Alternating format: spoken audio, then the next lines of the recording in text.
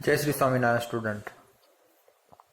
I welcome you all in a revision plus paper solution lecture of programming in a C++.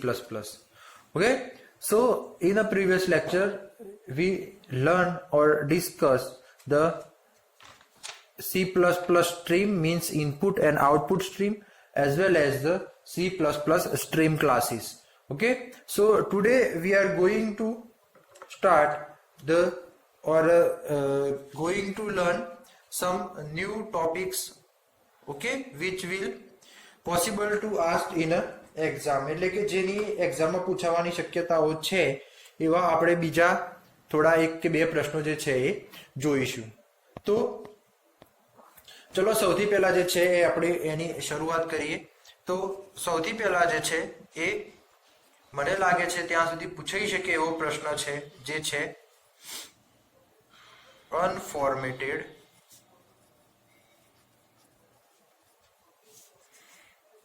input output operations. Okay, તો અનફોર્મેટેડ input output operation જે છે એ પૂછાવાની શક્યતાઓ ખરી આ એક્ઝામની અંદર. તો performing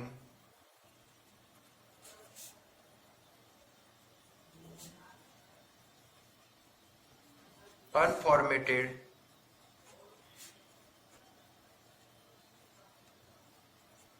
input output operation using Cin and Cout. એટલે કે સૌથી પહેલા જે છે એ ઇનપુટ આઉટપુટ ઓપરેશન આપણે Cin અને Cout નો ઉપયોગ કરી અને કેવી રીતે પરફોર્મ કરી શકીએ એ વસ્તુ વિશે આપણે માહિતી મેળવીશું. તો એની અંદર આપણે સૌથી પહેલા જોવાનું છે Cin.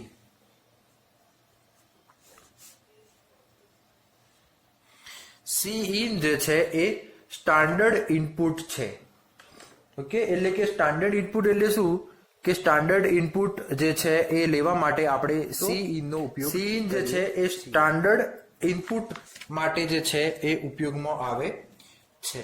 ઓકે, સો સૌથી પહેલા જોઈએ તો Cin is a predefined object. એટલે કે સૌથી પહેલા તો જોવાનું છે કે Cin શું છે તો કે પ્રીડિફાઇન ઓબ્જેક્ટ છે. એટલે કે એ ઓલરેડી ડિફાઇન થઈ ગયો છે, આપણે જરૂર પડે એને ખાલી કોલ જ કરાવવાનો છે. બીજી વસ્તુ Cin is used to enter value of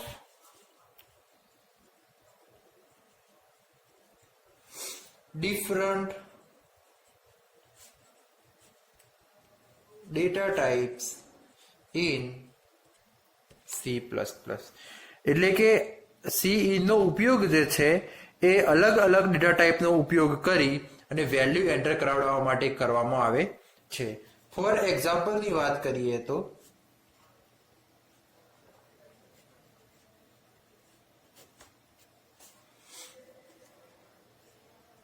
Cin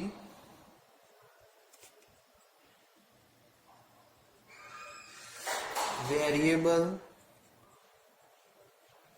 name 1. Okay, એટલે કે અહીંયા જે છે એ Cin શું છે તો કે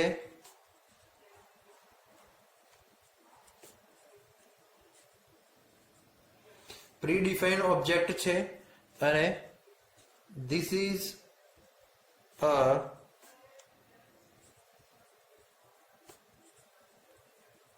overloaded bitwise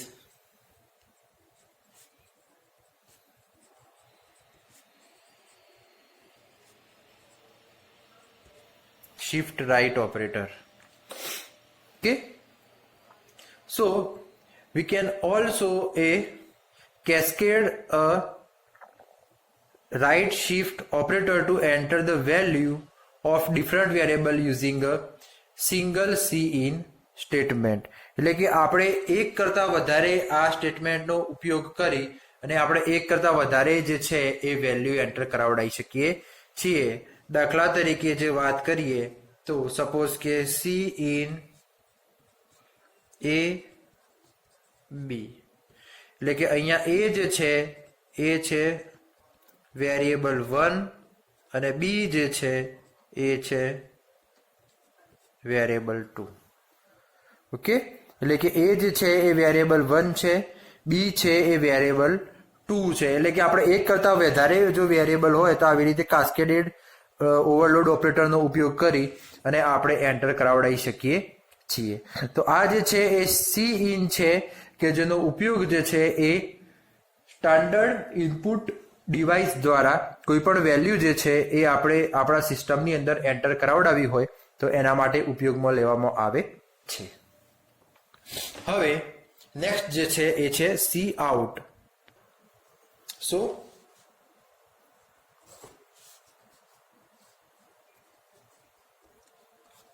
C out statement, તો જેવી રીતે C in A standard input statement હતું એવી રીતે સી આઉટ જે છે એ સ્ટાન્ડર્ડ આઉટપુટ સ્ટેટમેન્ટ છે, જ્યાં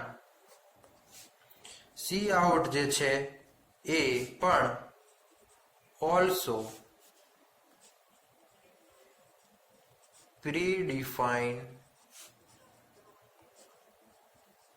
ઓબ્જેક્ટ, એટલે કે સી આઉટ છે એ પણ પ્રીડિફાઇન્ડ ઓબ્જેક્ટ છે. સાથે સાથે જે છે એ cout is used to display string or value of variables of different data types. જ્યારે આપણે એના જનરલ ફોર્મની અંદર જો લખવું હોય તો એની અંદર કેવી રીતે લખાય કે સી આઉટ સ્ટ્રિંગ ઓર વેરિયેબલ નેમ. ઓકે, આવી રીતે જે છે એનું જનરલ સ્ટેટમેન્ટ આપણે લખી શકીએ, જ્યાં સી આઉટ જે છે એ શું છે તો કે પ્રીડિફાઇન્ડ ઓબ્જેક્ટ છે, જ્યારે આ જે ડબલ લેસ ધેન છે એ કયું છે તો કે ઓવરલોડેડ bitwise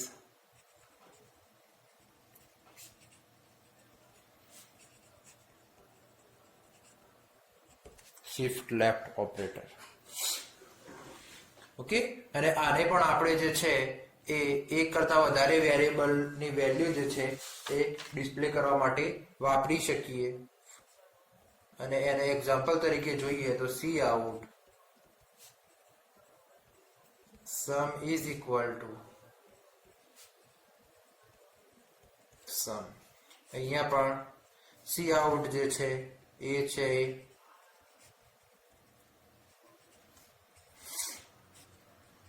પ્રીડિફાઇન્ડ ઓબ્જેક્ટ છે, આ જે છે એ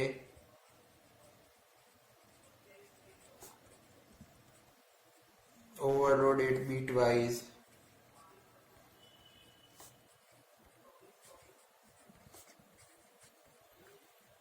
શિફ્ટ રાઈટ ઓપરેટર છે, આ જે છે એ છે સ્ટ્રિંગ અને આ જે છે એ છે વેરિયેબલ છે અથવા તો મેમ્બર, ડેટા મેમ્બર.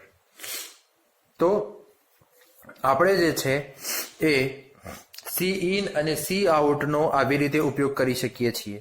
ઓકે, આ વસ્તુ ખાસ આપણે ધ્યાનમાં રાખવાની છે કે સી ઇન જે છે એ કોઈ પણ ડેટાને આપણે એઝ અ ઇનપુટ તરીકે લેવો હોય તો એ વખતે આપણે સી ઇનનો ઉપયોગ કરીશું અને કોઈ પણ ડેટાને એઝ અ આઉટપુટ આપણે પ્રિન્ટ કરાવડાવવો હોય તો એ વખતે જે છે એ આપણે સી આઉટનો ઉપયોગ કરીશું અને એના જનરલ ફોર્મ પણ જોયા અને સાથે સાથે આપણે એનું એક એક એક્ઝામ્પલ પણ જોયું.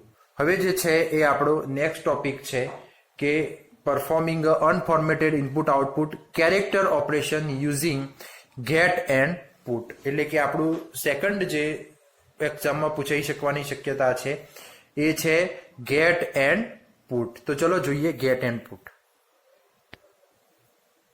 સો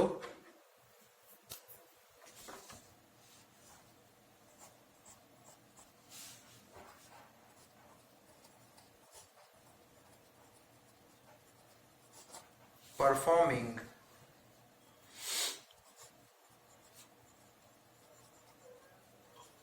unformatted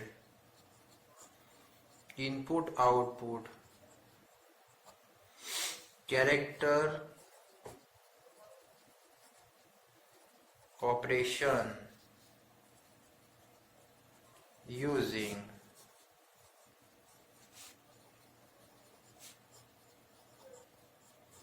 get and put.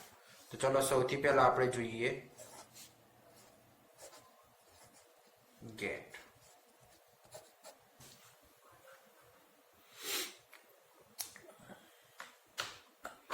So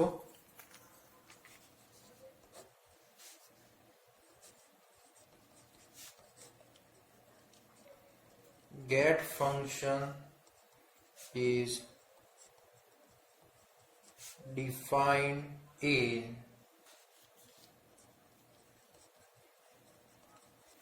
iStream file. એટલે કે get ફંક્શન જે છે એ iStream ફાઇલની અંદર ડિફાઇન કરવામાં આવેલું છે. સાથે it is used to enter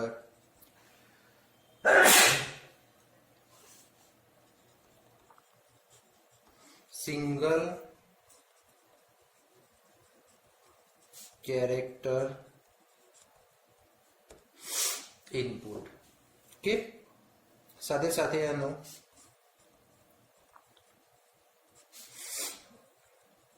general ફોર્મની વાત કરીએ તો cin.get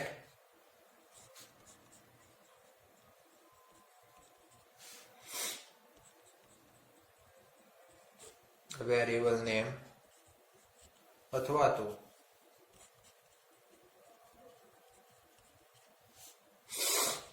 variable name is equal to cin.get.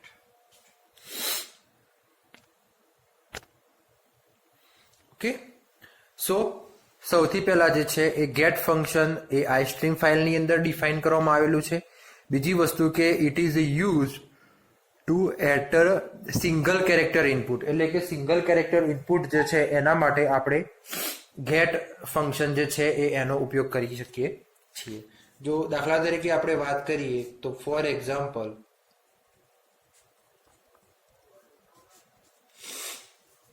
Character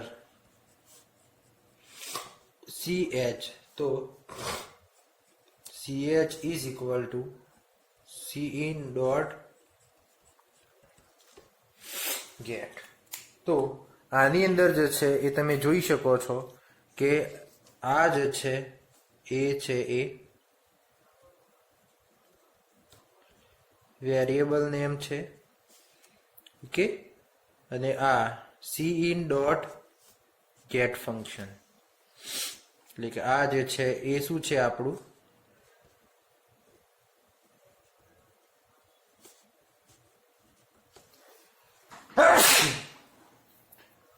gate function છે.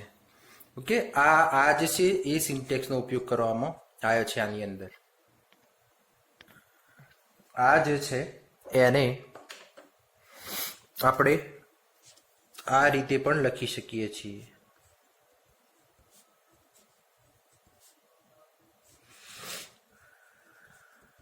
જ્યાં આ જે છે એ શું છે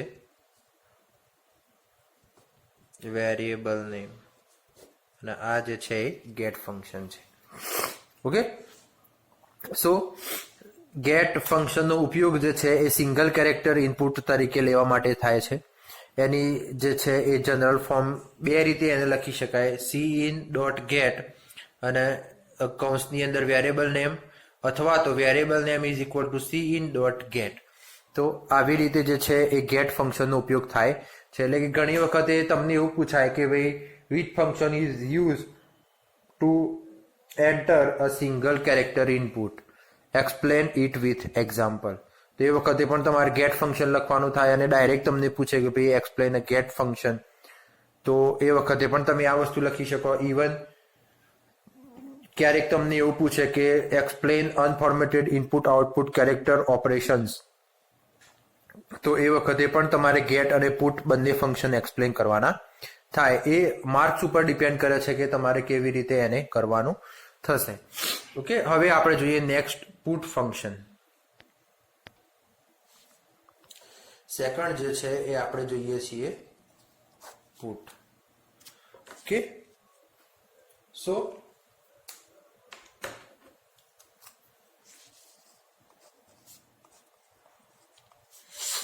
put function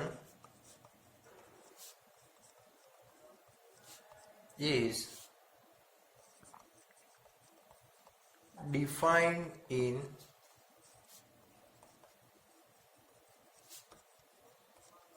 ostring file. એટલે કે પુટ ફંક્શન જે છે એ ostring ફાઇલ જે છે એની અંદર આવેલું છે. સાથે સાથે it is used to display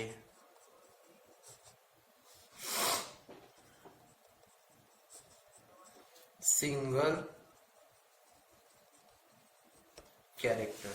એટલે કે સિંગલ કેરેક્ટરને સ્ક્રીન ઉપર ડિસ્પ્લે કરાવડાવવા માટે પુટ ફંક્શનનો ઉપયોગ થાય છે. જો એના જનરલ ફોર્મની વાત કરીએ તો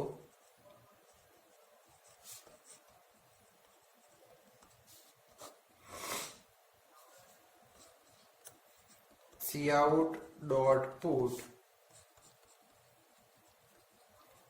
variable name. ઓકે, એટલે આવી રીતે જે છે એ તમે એને બતાવી શકો છો અથવા તો આવી રીતે એને લખી શકો છો.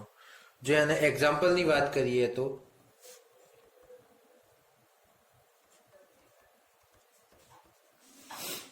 એક છે ભાઈ character is equal to character ch is equal to cin.get. તો cout.put ch. તો અહીંયા જે છે એ એક ખાસ વસ્તુ જોવાની છે કે આ જે છે એ શું કર્યું છે, variable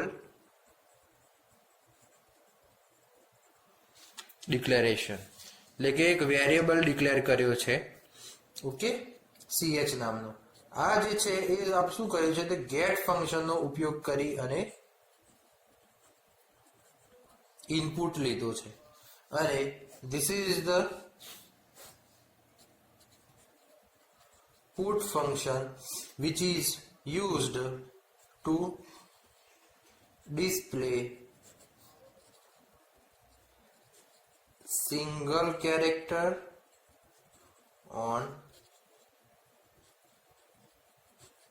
display. Okay, so this is the put function. એટલે કે જ્યારે તમને એવું પૂછે કે ભાઈ unformatted input output character operations perform કરો અથવા તો એક્સપ્લેન કરો, તો એ વખતે તમારે ગેટ અને પુટ વિશેની માહિતી જે છે એ તમારે લખવાની રહેશે. ઓકે, તો હું આશા રાખું છું કે આપને આજે જે આપણે cin, cout, get અને put જે ચાર ફંક્શનની વાત કરી એ તમને ખબર પડી હશે. નવા લેક્ચરમાં આપણે મળીશું નવા થોડા એકાદું થિયરી સાથે. ત્યાં સુધી જય શ્રી સ્વામિનારાયણ. અસ્તુ.